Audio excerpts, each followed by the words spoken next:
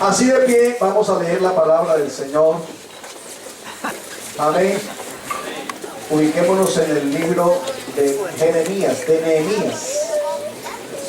Libro de Nehemías. Capítulo 2. Gloria al Señor. Nehemías capítulo 2.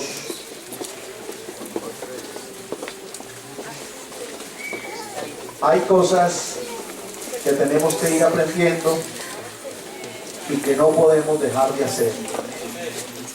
Acuérdese, el ministerio y el misterio de la iglesia en la tierra es cosa grande. Y nosotros no lo estamos cumpliendo a cabalidad. Estamos dejando de hacer muchas cosas que nos compete hacer como iglesia de Cristo. Nehemías capítulo 2, vamos a leer desde el verso 1 hasta el versículo número 8, inclusive la palabra del Señor Jesús.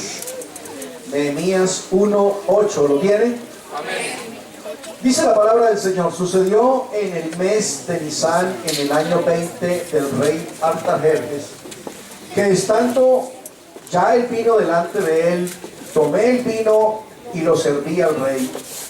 Y como yo no había estado antes triste en su presencia, me dijo el rey: ¿por qué está triste tu rostro? Pues no estás enfermo. No es esto sino quebranto de corazón. Entonces temí en gran manera. Y dije al rey: para siempre viva el rey. ¿Cómo no estará triste mi rostro cuando la ciudad, la casa de los sepulcros de mis padres, está desierta y sus puertas consumidas por el fuego? Me dijo el rey: ¿qué cosa pides? Entonces oré al Dios de los cielos y dije al rey: si le place al rey y tu siervo ha hallado gracia delante de ti, envíame a Judá, a la ciudad de los sepulcros de mis padres, y la reedificaré. Entonces el rey me dijo, y la reina estaba sentada junto a él: ¿cuánto durará tu viaje y cuándo volverás? Y agradó al rey en enviarme después que yo le señalé tiempo. Además dije al rey: si le place al rey que se me den cartas para los gobernadores al otro lado del río, para que me franqueen el paso hasta que llegue a Judá, y cartas para Asaf, guarda del bosque del rey, para que me dé madera para enmaderar las puertas del palacio de la casa y para el muro de la ciudad y la casa en que yo estaré, y me lo concedió el rey según la benéfica mano ¿de quién? ¿De quién? Diga gloria a Dios. Diga gloria a Dios. Siéntese, por favor. Bienvenidos al estudio de la palabra del Señor Jesucristo. Continuamos entonces con nuestro gran estudio escatológico. Amén. Estamos en el estudio escatológico y estamos trabajando sobre las 70 semanas de Daniel, ¿sí o no?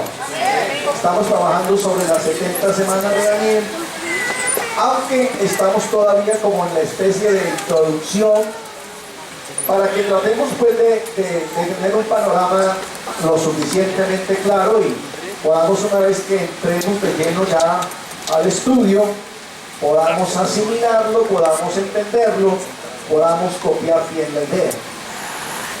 Hagamos rápidamente un recorderis del domingo pasado. ¿Qué vimos el domingo pasado? ¿Qué vimos? Numerología apocalíptica y vimos simbología apocalíptica. ¿Sí? Entonces, ¿qué significan los números que vimos en Apocalipsis?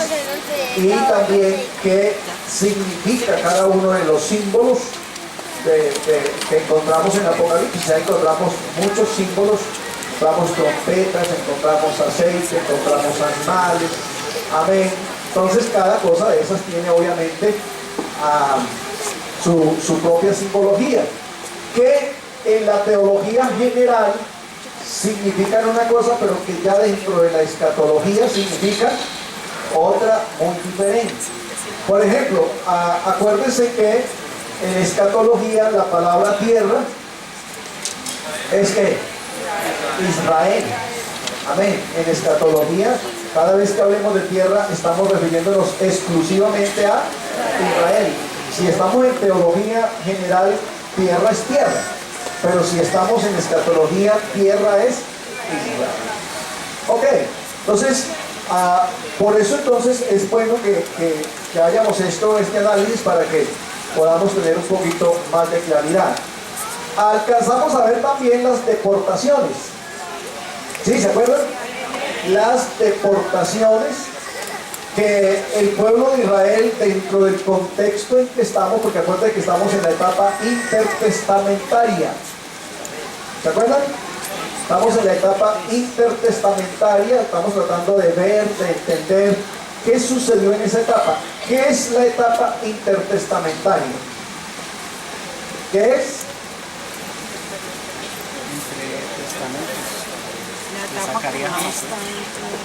Es el tiempo entre testamentos, pero específicamente se refiere a 400 años.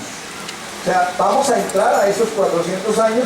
Estamos viendo unos sucesos que se dieron antes para que entremos a esos 400 años que en la literatura bíblica o en la historia bíblica o en la historia sagrada se llaman 400 años de silencio. ¿Qué quiere decir eso? Que en esos 400 años no hubo profeta de Dios dando profecía, no hubo profeta como lo hubo en los demás tiempos. Isaías, Daniel, Ezequiel, Jeremías, Habacuc, ninguno de ellos estuvo. Hubo un tiempo de silencio donde aunque pareciera que Dios no estaba obrando, sí estaba obrando en procura de llegar al punto culminante de su plan con su pueblo, y obviamente para la apertura de una cosa que llamamos el paréntesis de la gracia. ¿Vamos bien hasta ahí? Entonces vimos que hubo unas deportaciones. ¿Cuántas? Tres. La primera, ¿quién la hizo? ¿Quién la hizo? Sarcop, rey de ¿dónde? De Asiria, en el año 702 antes de Cristo. Amén. O sea, mire dónde nos estamos ubicando. O sea, que estamos dejando de lado una muy buena cantidad de tiempo, porque de Génesis, escúcheme, de Génesis a Mateo, 4000 años. Amén. De Génesis a Mateo, 4000 años. Aquí estamos tomando la historia a partir de 702 años antes de Cristo. O sea que estamos dejando toda una historia atrás. Seguramente eso dificultará un poquito entender bien el por qué a Israel le pasó todo eso. Pero si usted me regala 10 minuticos, yo quiero ubicarlos un poquito en el contexto histórico. Yo les voy a decir una cosa, hermanos. Yo quiero que usted se enamore de Dios. Buenas. ¿Están ahí? Yo quiero que usted se enamore de Dios. Pero que aprenda a amar a Israel. Ustedes sabían que el señor Hugo Chávez Frías, presidente de Venezuela, amigo nuestro, ustedes sabían que días antes de Hugo Chávez Frías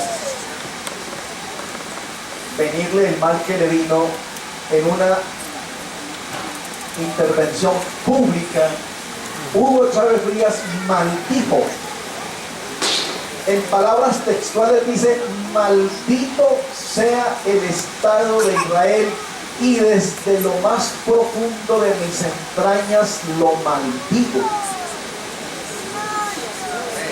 Y sus entrañas se le pudieron. Amén. Porque el que te maldiga será maldito. Amén. Y el que te bendiga será bendito. Se lo dijo Dios en palabras textuales a Israel. ¿Me gustaría usted ganarse una bendición de Dios? Tienes que aprender a conocer a su pueblo. Amén. Porque es que a veces nosotros como que hacemos mezclas. Entonces hablamos de Israel y hablamos de la iglesia y creemos que es lo mismo. No, son dos asuntos diferentes, dos entes diferentes. Y a Dios le plació amarlos a cada uno de una manera diferente, en un contexto diferente, con una metodología diferente. Gloria a Dios. Pero Israel, siendo el pueblo que es, contumaz, rebelde, es el pueblo de Dios. Amén. Amén. Y Dios sigue tratando con él y lo va a salvar. Amén. Entonces es importante que nosotros conozcamos bien esto. Por eso estoy muy interesado en que le pongamos cariño, ganas a lo de las tribus. Porque necesitamos aprender esto para que usted sepa con quién es que se va a encontrar en el milenio y con quién es que vamos a compartir y realmente qué tan fiel es Dios con su pueblo, con su iglesia, con sus promesas. ¿Está conmigo? Amén. Entonces la historia dice que esto comenzó 2500 años antes de Cristo. 2500 años antes de Cristo comenzó la historia de la que realmente estamos hablando en Ur de los Caldeos, ahí al lado de Babilonia. En Ur de los Caldeos, en la casa de un señor llamado Abraham. Amén. Amén. Dios llamó a Abraham, ¿hijo de quién? De Taré, y le dijo: sal de tu tierra y de tu parentela a la tierra que yo te mostraré. Y dice la Biblia que Abraham le creyó a Dios. Amén. Y salió de la tierra de Ur de los Caldeos sin rumbo fijo, pero sabiendo que bien era el que lo había Gloria a Dios. llamado. Abraham tenía para esa época 75 años. Amén. Era Abraham de 75 años cuando Dios lo llamó. Abraham estaba casado con una señora que se llamaba Sara, que era mayor que él 10 años. Amén. Mayor que él 10 años. 25 años después de que Dios llama a Abraham y Abraham sale con su gente de Ur de los Caldeos, 25 años después, Dios les regala un hijo que se llamó Isaac. Amén. 25 años después, Dios le regaló un hijo, siendo Abraham ya de 90 y tantos años. Amén. Y Sara de 100 años. Ya estaba vieja Sara. Pero Dios es poderoso. Amén. Dios le prometió una descendencia, le prometió una nación y Dios le cumplió la promesa. 60 años después, ya no de Abraham, sino de quién? De Isaac. 60 años después nació un pelado llamado Jacob. Si alguno está interesado en esto escrito, el departamento de publicidad, de comunicaciones, va a tener todo esto escrito. Todo. Amén. Entonces va a estar el audio y va a estar el material escrito para si usted lo quiere tener. Entonces usted aprenda todo esto. Le vamos a entregar la memoria para que ellos las organicen y puedan, todos los que deseen tenerlas, recibirlas en audio y escrito. Amén. Entonces 60 años después de que nació Isaac, nació un muchacho llamado Jacob. Ya todos conocen la historia, no nos vamos a detener. Yo quiero más o menos que usted vaya aprendiendo esto. Jacob obviamente se casó. Ustedes recuerdan que Jacob se casó con dos muchachas, ¿sí? La primera porque le hicieron trampa y la segunda porque la quería. Amén. O sea, él en realidad se casó la primera vez engañado. ¿Cuántos se han casado engañados? ¿A cuántos les hicieron el cheverre en el matrimonio? A Jacob sí le hicieron el cheverre. Porque le entregaron la que no era. Entonces él dijo, no, pero es que esta no es la que yo quería la otra. Entonces él hizo el esfuerzo, porque para uno casarse tiene que hacer un esfuerzo. Hola. Sí, para uno casarse tiene que hacer un esfuerzo. Uno no se casa para llevar a una mujer a aguantar hambre. Muchachos. Amén. Uno se casa para mantener una esposa. Claro, ahorita es diferente. Ahorita si usted trabaja y yo le arreglo la casa. Entonces por eso usted ve que ahora las que trabajan son las esposas y los hombres son los que lavan pañales y los que cocinan y los que arreglan la cocina y los que hacen todo.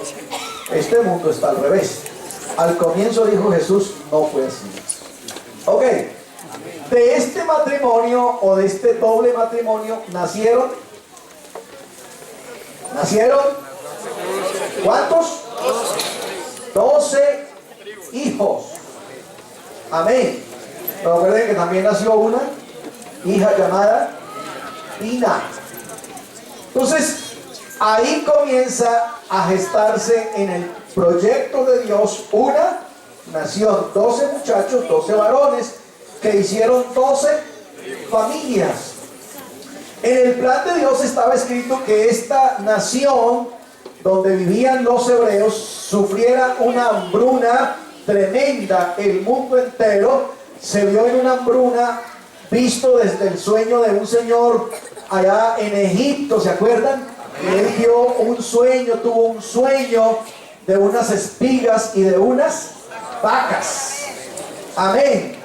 Entonces, Dios estaba preparando a la nación de Israel, y entonces, a razón de que esta gente en ese tiempo de hambruna se le acabaron los víveres, se le acabaron las provisiones, se le acabaron las cosechas, se le murió el ganado, entonces ellos tuvieron que ir a Egipto a comprar. Compraron hasta donde tuvieron dinero. Posteriormente entonces dieron las tierras, dieron las posesiones, y cuando se les acabó eso, pues lo único que les quedó fue, entonces, déjenos ir a Egipto. Ustedes verán qué nos ponen a hacer, pero vamos a Egipto. Entonces la familia Jacob y sus descendientes fueron a Egipto, pero en Egipto hacía rato Dios había enviado un embajador. ¿Se acuerdan? ¿Llamado cómo? José ya estaba en Egipto hacía un buen tiempo, y ya José había crecido en Egipto. José ya era un señor en Egipto, era el segundo señor del reino, como decir en Colombia el canciller de la república o el vicepresidente. Entonces en Egipto estaba José, que Dios lo había enviado, porque Dios, escuchen esto, Dios no lo coge por sorpresa nada. Dios no está inventando cosas. Ya en Egipto Dios tenía preparado todo para que la familia se estableciera. La familia se colocó en Egipto, se estableció en Egipto, y estuvieron allí por 400 años. Amén. Obviamente en esos 400 años la nación se creció, ya no era una familia, sino un pueblo grande, más de 1 millón de personas, y se reproducían supremamente ligeros. Dice la Biblia que cuando las parteras de Egipto iban a atender a una muchacha judía o hebrea, cuando iba a dar a luz, cuando ellas llegaban, ya ella había dado a luz, porque eran supremamente fértiles. Entonces el faraón dijo, no, yo tengo que frenar esto, porque si esta gente sigue creciendo así, nos van a esclavizar ellos a nosotros. Entonces sacó el edicto de matar a los hijos varones. Amén. Pero viene el proyecto de Dios. En el proyecto de Dios aparece un señor llamado Moisés, el liberador del pueblo, el libertador del pueblo. Y Dios hace un trato con Moisés, le dice, voy a sacar a la gente, a mi familia, a mi pueblo de Egipto, usted me va a servir, usted va a ser mi instrumento. Y entonces viene todo el trato de Dios con Moisés y todo lo que Dios usa a Moisés. Acuérdense que hubo 10 plagas. Amén, 10 plagas. Dios tocando el corazón de el faraón. Aquí es bueno que usted ponga por ahí en paréntesis que los milagros no hacen que nadie se salve. Usted no siga milagros. Cada vez que hay un milagro, el corazón del hombre estará más duro. Amén. Dios le hizo 10 milagros a Faraón y el Faraón estaba cada vez más duro. Amén. Así que usted no se aterre, hermano, en la iglesia no se volvió a sanar nadie. Hermano, en la iglesia no, ya no se echan fuera demonios. ¿Usted cree que es así? No, aquí seguimos sanando gente. Seguimos echando fuera demonios, pero nosotros no seguimos milagros. Los milagros nos siguen a nosotros. Y estas señales seguirán a los que creen. Amén. Entonces, los milagros no salvan a nadie. Acuérdense que hablamos el último martes del Espíritu Santo que la habladera en lenguas, la saltadera y la bailadera no salva a nadie. Amén. Tenemos que poner los pies en el piso.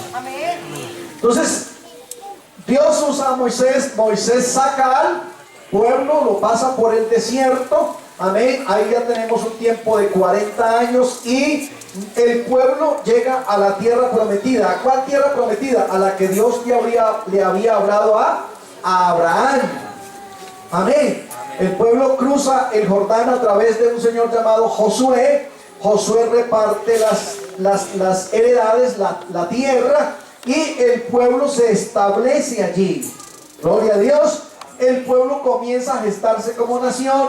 A eso se le llamó entonces, una vez que pasó el pueblo de Israel y se estableció en la tierra de Canaán, se llamó el tiempo de los jueces. Amén. Hubo jueces, ahorita veíamos en la historia que uno de ellos fue Sansón.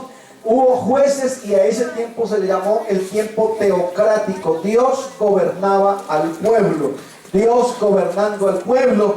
Pero Israel se cansó de que Dios lo gobernara. Israel dijo: no queremos más esta clase de gobierno y queremos entonces que nos pongan un rey. Error. Amén. No quisieron que Dios los gobernara, pero entonces querían que los gobernara un hombre. Y como Dios a veces lo deja uno a sus caprichos, entonces Dios les trajo un rey llamado Saúl, otro llamado David y otro llamado Salomón. Amén. En caminata bíblica entonces se dice que hubo 3 reyes.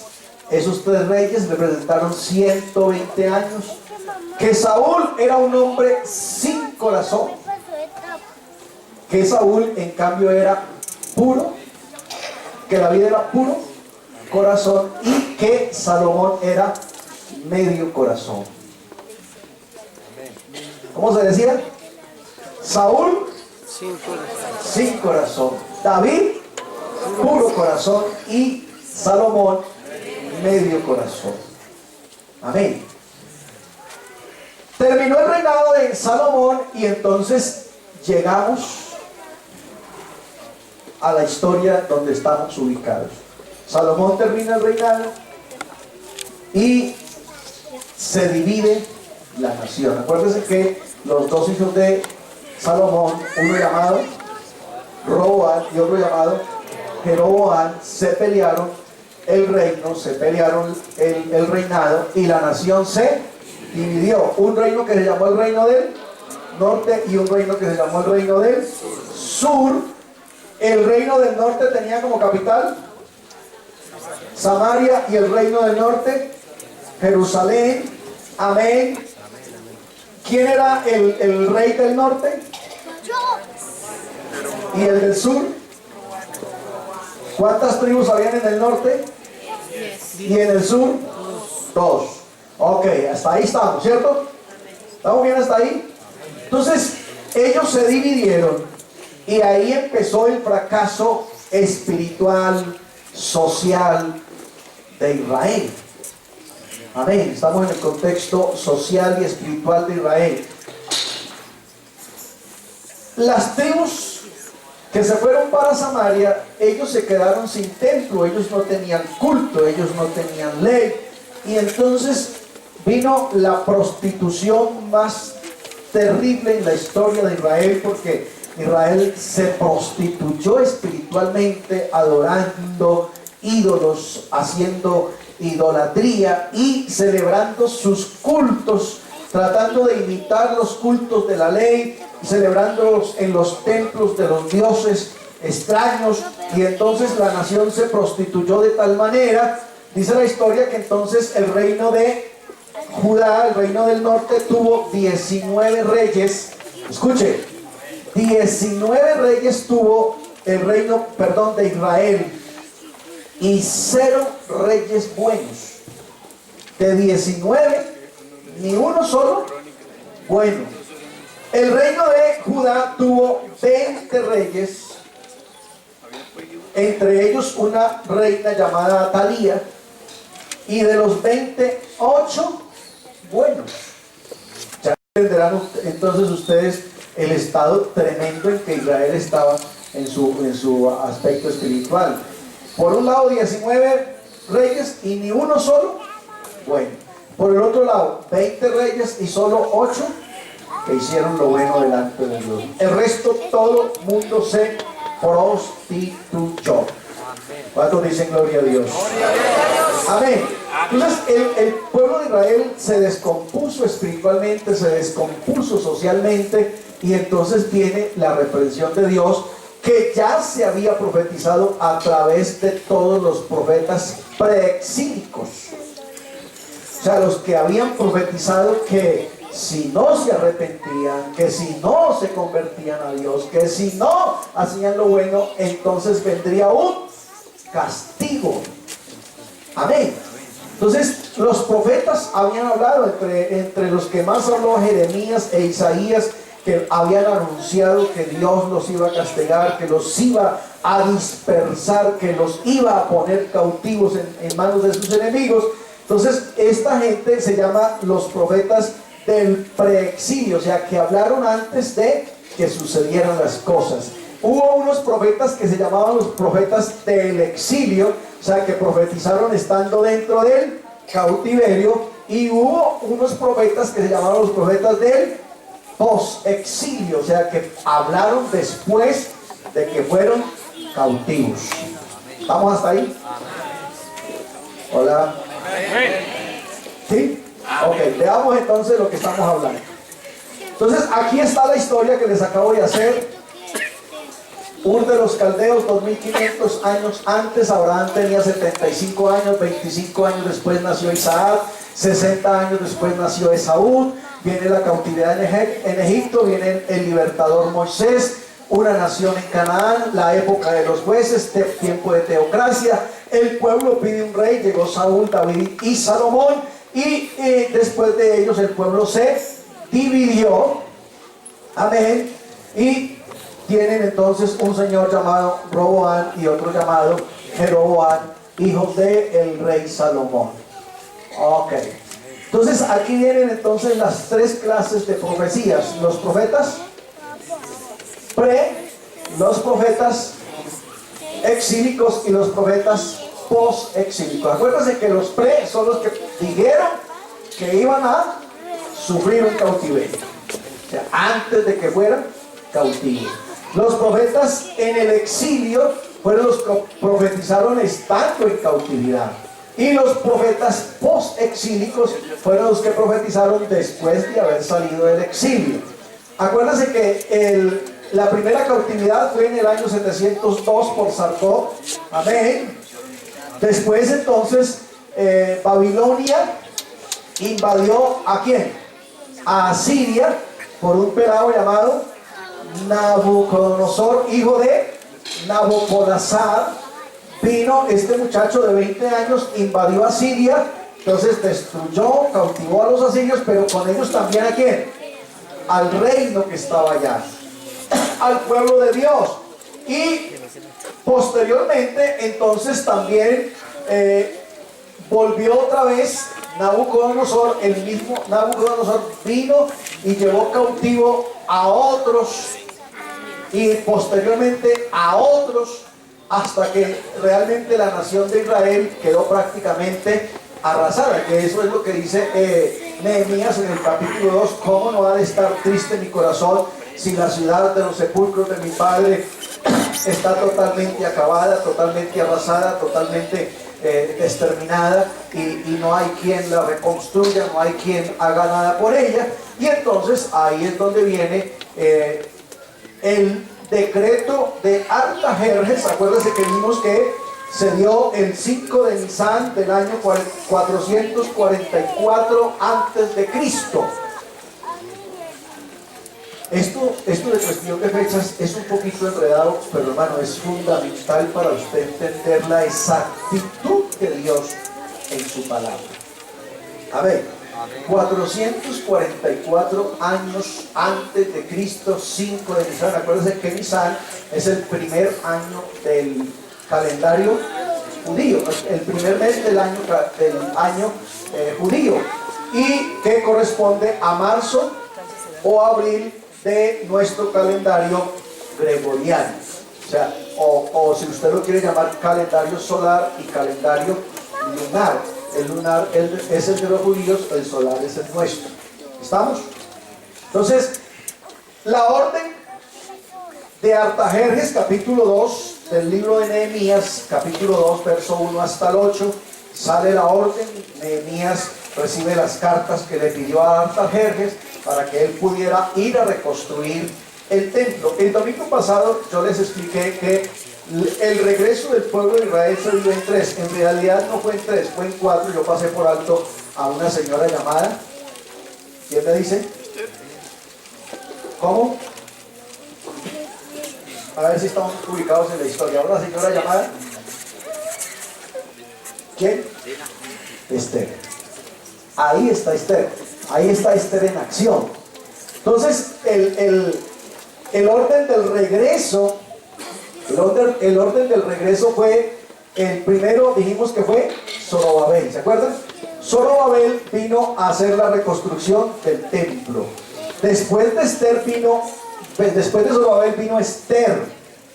Entonces Esther llegó a ser reina. Amén. Reina, o sea que vea que cómo Dios prepara las cosas, porque ahora Esther tiene autoridad. Amén. Esther no es una esclava, Esther es la reina. Amén. Acuérdense que Esther estaba en Susa, capital del reino babilónico, y allí entonces fue que se hizo reina. Amén. A través del llamado del rey. Gloria a Dios. Pero Esther hizo una venida. Después de Zorobabel, Esther viene a visitar su gente, su nación. Después de Esther viene Esdras, que fue el que vino a componer la gente, a volverles a hablar de Dios, porque si ellos llevaban 70 años, imagínense que Daniel entró a Babilonia de más o menos 14 años y salió de 86 años de Babilonia. Así que hubo gente que nació ahí y no conocía otra cosa que la lengua babilónica, la lengua de los caldeos, la religión de los caldeos. Y entonces esta gente viene de regreso y tiene alguien que evangelizarlos. Por eso usted ve que cuando regresa Esdras, que es el que viene a recomponer la gente, ellos hacen una reunión en la plaza de Jerusalén, ¿se acuerdan? Ellos hacen una reunión en la plaza de Jerusalén a las 6 de la mañana, citaron al pueblo, y eran las 3 de la tarde y no pusieron sillas en Jerusalén. Desierto, 40 grados de sol, y ellos estaban en la plaza pública. Esdras y Nehemías estaban leyéndoles, ni siquiera predicándoles un mensaje efusivo, sino leyendo literalmente el libro de la ley, el rollo de la ley. Y dice la Biblia que desde la mañana, 6 de la mañana, hasta la tarde, 3 de la tarde, ellos les leyeron el libro. Y a mí me encanta que uno va leyendo y dice, Dice, y el pueblo decía, lo que Jehová mande, así haremos. Lo que Jehová mande, así haremos. Lo que Jehová mande, así haremos. Y dice mi Biblia que cuando ellos terminaron de leer el rollo y lo pusieron en su lugar, toda la congregación puso el rostro en el pavimento y empezó a decir, lo que Jehová mande, así haremos. Estaba aprendida la lección. 70 años de cautiverio les habían servido para entender que Dios es misericordioso, pero que Dios es veraz. Amén. Que Dios reprende y que Dios cumple su palabra. ¿Cuántos dicen gloria a Dios? Aquí tenemos entonces a los profetas ellos arrancaron a profetizar desde el año 870 hasta el año 600. Amén. Ellos hablaron de que se iban a ver problemados. Está el profeta, está el tiempo de profecía, está si antes o después, está a quien profetizaron, está el poder mundial que estaba rigiendo en el momento. Amén.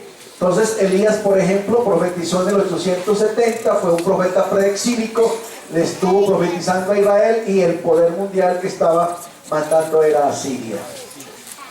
Aquí están estos también, que todos fueron preexílicos, desde Amós hasta Habacuc. Amén. Ahí está entonces el orden de la profecía. Miren, esto de pronto para salvación no sirve mucho. Realmente nadie se condena si no lo sabe, ni nadie se salva si lo sabe. Pero aquí usted va a encontrar ahora sí un orden lógico, porque les tengo una noticia que de pronto los puede desanimar. La Biblia que nosotros tenemos, la Reina Valera 1960, que es la que pues prácticamente manejamos, no está escrita en un orden cronológico. O sea, no está escrita así. Mire que usted encuentra a Esdras, Nehemías y Esther. ¿Dónde? No, tiene que estar en el Antiguo, pero note que está antes de los Salmos. Amén. Cuando en realidad debiera estar pegadito a Mateo, porque acuérdense que estamos hablando ya del 702 para abajo. Amén, del 702 para abajo. O sea que debieran estar estos libros cerquita a Mateo, pero están antes de los Salmos. Cuando uno se ubica en el contexto de profetas, de profetismo en Israel, entonces uno ahora sí entiende un poquito más de la historia, o sea, dónde se dieron las cosas y por qué se dieron las cosas. Entonces, estos son los profetas preexílicos. Aquí están los profetas del exilio, que solamente fueron dos, Ezequiel y Daniel. Ezequiel y Daniel fueron los únicos profetas que dieron profecía estando en la esclavitud, estando esclavos en Babilonia. ¿Quiénes? Ezequiel y Daniel. Y vienen los profetas post-exílicos, que solamente fueron tres. ¿Quiénes? Ageo, Zacarías y Malaquías. Ahí estamos, mire, Malaquías está en el año 434. Hasta ahí hubo palabra de Jehová. O sea, hubo profeta hasta ahí. De ahí hasta Juan, nadie fue llamado profeta de Jehová. O sea, nadie aparece como profeta de Jehová. Ahí es donde aparecen los escritos apócrifos. Amén. ¿Ha oído usted la expresión apócrifos en la Biblia? Hay unos libros que en algunas Biblias, como la versión sagrada, la Nácar Colunga, están los libros apócrifos, que son supuestos profetas que profetizaron dentro de este tiempo, algunos, otros que profetizaron en otro tiempo de la historia, pero que en realidad no son profetas inspirados por Dios, sino que el canon bíblico los declara como agentes que hacen más historia que profecía. Los libros apócrifos, hermanos, se pueden leer y se pueden tener en cuenta para la historia, Algunos en historia son muy acertados en la historia del pueblo de Israel, pero lo que no se puede acomodar al canon bíblico es en cuanto a la doctrina. Porque, por ejemplo, si usted lee uno de ellos, el primero de los macabeos, entonces dice que ellos enseñaban a hacerle misa a los muertos, a hacerle culto a los muertos, cuando en realidad la doctrina bíblica es que Dios no es Dios de muertos, que nosotros adoramos muertos. Entonces, por eso, como doctrina, los libros apócrifos no sirven, pero como historia son muy acertados. ¿Vamos bien hasta ahí? ¿Alguna pregunta? Señora. Pero toma un micrófono, por favor. Dale. Dale el micrófono, porque es que... ¿Dónde está? Teniendo en cuenta lo que estaba hablando usted de las deportaciones, ¿en qué parte de esas 4 entraría usted? O sea, ¿en qué orden? De las deportaciones, Ahora, ¿para qué? en la segunda. Zorobabel, Esther. Zorobabel, Esther, Esdras, Nehemías. ¿Ok? Sí, por eso les dije que no estaba Esther y por eso el orden se me había cambiado. Entonces estoy corrigiendo. El orden del regreso, entonces los grupos son, el primero es Zorobabel, el segundo es Esther, el tercero es Esdras y el cuarto es Nehemías. Recuerden que les dije que las otras fechas no sirven para la interpretación de las 70 semanas. La fecha que se toma para la interpretación de las 70 semanas es la de Nehemías capítulo 2, la orden dada por Artajerjes, amén, hijo de Jerjes, para la reconstrucción de los muros, amén. Esa es la orden 5 de Nisan del año 44 antes de Cristo, que se toma, esa fecha es la que se toma como base para la interpretación escatológica, llámese apocalíptica o llámese las 70 semanas. ¿Ok? Entonces dijimos que los últimos profetas, los posexílicos, Ageo, Zacarías y Malaquías. Gloria a Dios. José iba a decir algo.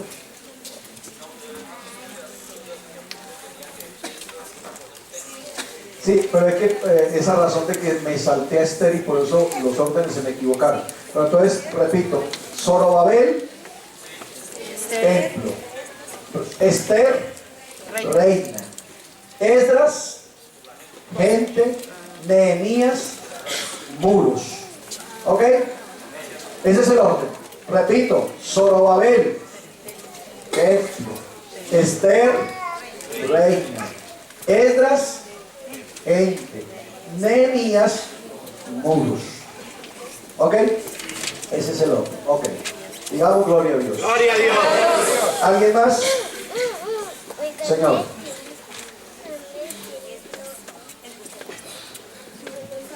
Hermano Rodrigo, una pregunta. Es que estoy viendo que Ageo es después del exilio, ya después de que se reconstruyó el templo. Pero cuando uno lee Ageo también hay una exhortación a reconstruir el templo. Sí.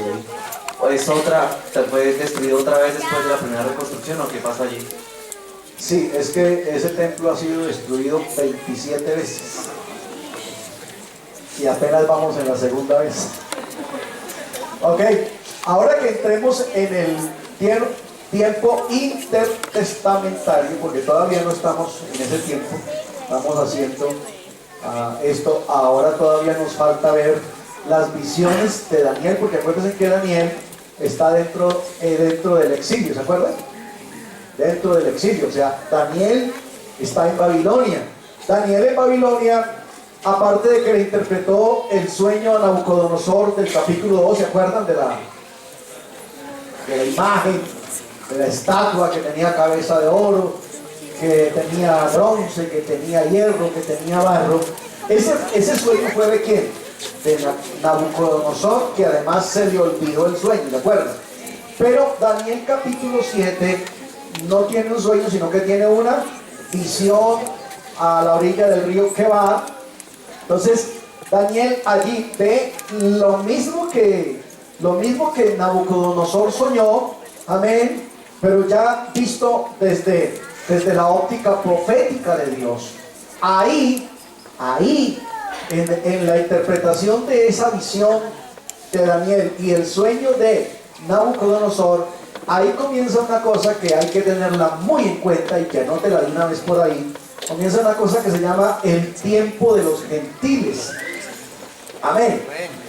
Comienza una cosa que se llama el tiempo de los gentiles, que se parece muchísimo a otra cosa que se llama la plenitud de los gentiles,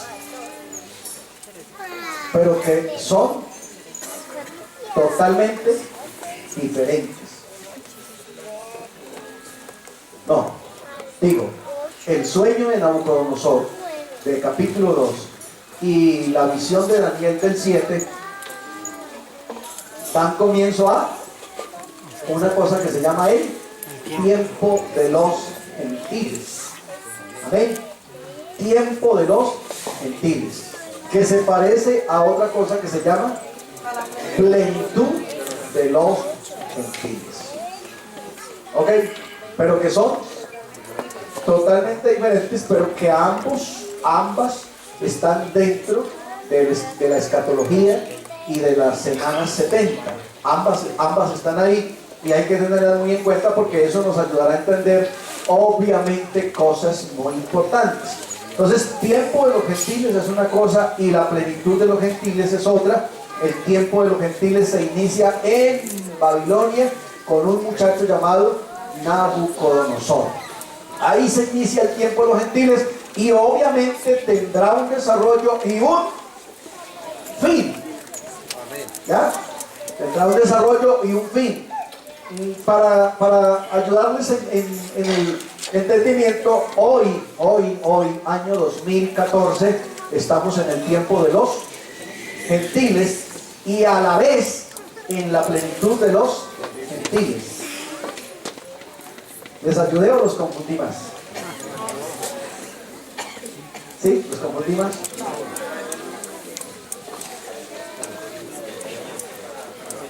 La plenitud inicia en la casa de Cornelio.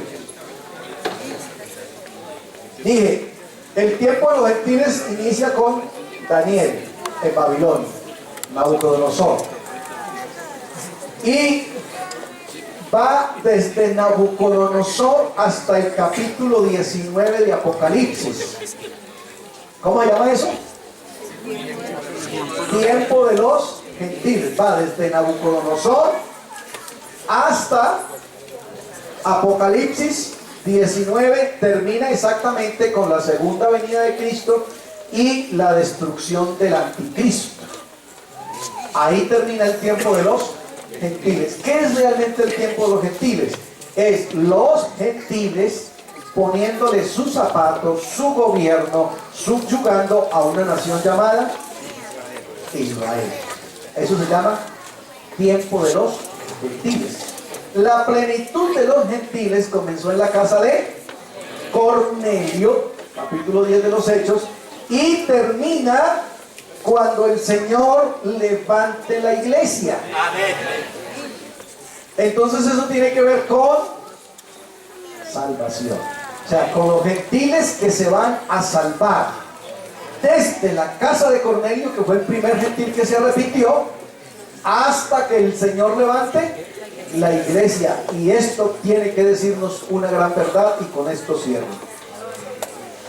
Si hay una cosa que se llama plenitud de los gentiles, y está diciendo que se refiere a los gentiles que entran al costal de salvación y que después de eso se cierra, ¿qué estoy diciendo? Que ya estamos así. ¿Qué estoy diciendo? Que ya estamos. Que después de ahí no hay gentiles salvos. No hay gentiles salvos, porque hay un tiempo, plenitud de los gentiles, desde Cornelio hasta que se salve el último gentil, o sea, hasta que Cristo venga por su iglesia. Una vez que eso suceda, se cierra el tiempo en la plenitud de los gentiles, amén, y el Señor se regresa a Israel. Entonces, para aquellos que dicen, no, yo en la gran tribulación me hago cortar el pescuezo, me hago asesinar, me hago pegar 5 tiros, que me hacen vivo y muero por el testimonio de Jesucristo, eso es una gran mentira. Y le voy a decir por qué, aunque no hemos llegado a Apocalipsis, pero para que usted se vaya familiarizando. Porque los gentiles conforman la iglesia. Amén. Y la iglesia demanda, 1, un calvario; 2, un Pentecostés; 3, un rapto. ¿Oyó? El Pentecostés ya lo hubo. El calvario ya lo hubo. El rapto no lo ha habido. Pero el rapto será uno solo. Amén. Entonces, si el Señor lleva a su iglesia mañana y usted se salva pasado mañana, ¿cuándo lo van a llevar al cielo?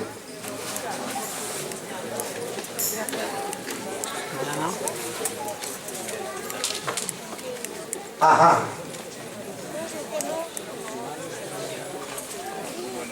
Ahí les dejo esa para que la piensen. Y nos vemos el próximo domingo. A la misma hora.